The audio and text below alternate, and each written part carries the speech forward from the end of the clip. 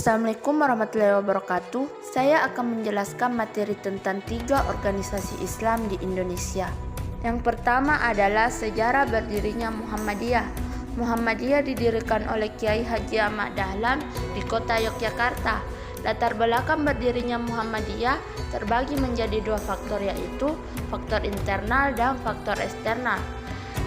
Faktor internal dari latar belakang berdirinya Muhammadiyah yaitu Kiai Haji Ahmad Dahlan tergerak untuk membangun sebuah perkumpulan organisasi atau persyarikatan yang teratur dan rapi, yang tugasnya yaitu berkhidmat melaksanakan misi dakwah Islam. Yang kedua adalah faktor eksternal dari latar belakang berdirinya Muhammadiyah, yaitu ketidakmurnian dan tidak larasnya amalan Islam dengan Al-Quran dan Sunnah. Tidak terdapat lembaga pendidikan Islam yang memadai dan kelemahan kepemimpinan Islam. Lanjut, saya akan menjelaskan tentang peran dan gerakan Muhammadiyah. Pada bidang pendidikan, Muhammadiyah telah melakukan aktivitas dalam bentuk mendirikan madrasah-madrasah dan pesantren dengan memasukkan kurikulum pendidikan dan pembelajaran ilmu pengetahuan umum dan modern, mendirikan sekolah-sekolah umum dengan memasukkan kurikulum keislaman dan kemuhammadiyahan. Pada bidang agama, Muhammadiyah hadir dan bertahan sampai sekarang karena peran ulamanya. Ulama adalah salah satu identitas utama Muhammadiyah. Membalik pun demikian, merekalah yang menyampaikan dakwah Muhammadiyah di lapangan. Pada bidang sosial dan kemasyarakatan, Muhammadiyah merupakan organisasi Islam yang terkenal dalam gerakan pelayanan sosial dan kesehatan. Jumlah amal usaha Muhammadiyah di bidang kesehatan dan sosial yakni 1 Balkesmas, 1 panti asuhan, dan 2 unit ambulans. Untuk meningkatkan pelayanan kesehatan dan pelayanan sosial, Majelis Pembina Kesehatan Umum menjalin kerjasama dengan Kementerian Kesehatan Republik Indonesia. Yang kedua adalah sejarah berdirinya Nahdlatul Ulama.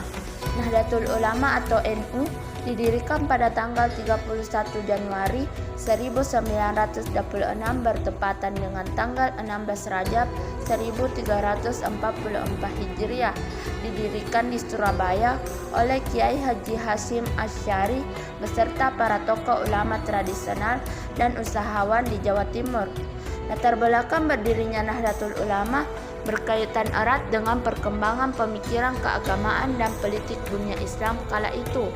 Pada tahun 1924 Masehi, di Arab Saudi sedang terjadi arus pembaharuan oleh Syarif Hussein, Raja Hijaz atau Makkah yang berpaham Sunni ditaklukkan oleh Abdul Aziz bin Saud yang beraliran Wahabi. Adapun peran dan gerakan Nahdlatul Ulama. Pada bidang sosial, Nahdlatul Ulama mengupayakan dan mendorong pemberdayaan pada kesehatan, kemaslahatan dan ketahanan keluarga dan pendampingan yang terpinggirkan seperti panti asuhan, rumah sakit, dan lain sebagainya dalam rangka meningkatkan kesejahteraan masyarakat. Pada bidang keagamaan, Nahdlatul Ulama bergerak pada 2 bidang, yaitu bidang pendidikan dan bidang dakwah.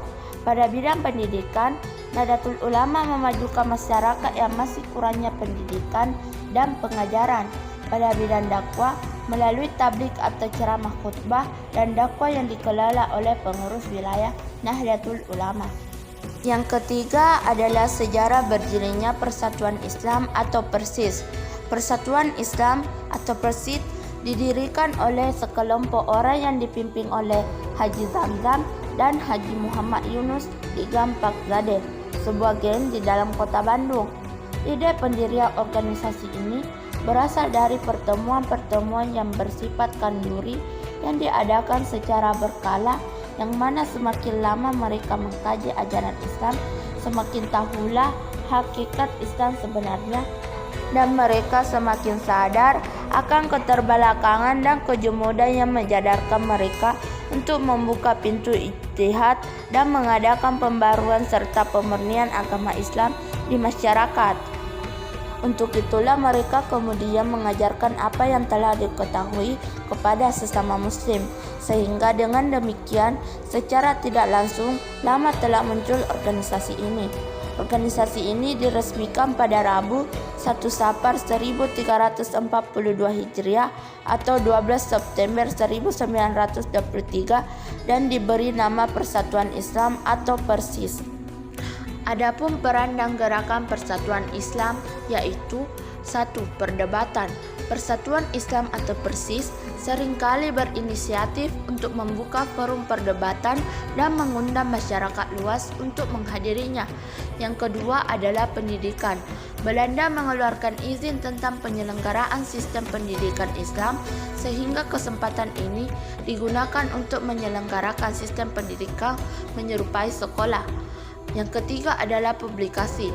Jika muncul masalah atau penghinaan terhadap Islam, maka segera muncul reaksi dan tanggapan untuk membantahnya. Yang keempat adalah tablik dan dakwah. Penyebaran paham yang dilakukan oleh Persatuan Islam atau Persis ialah paham pemurnian ajaran Islam dengan mengembalikan umat kepada tuntutan Al-Quran dan Sunnah.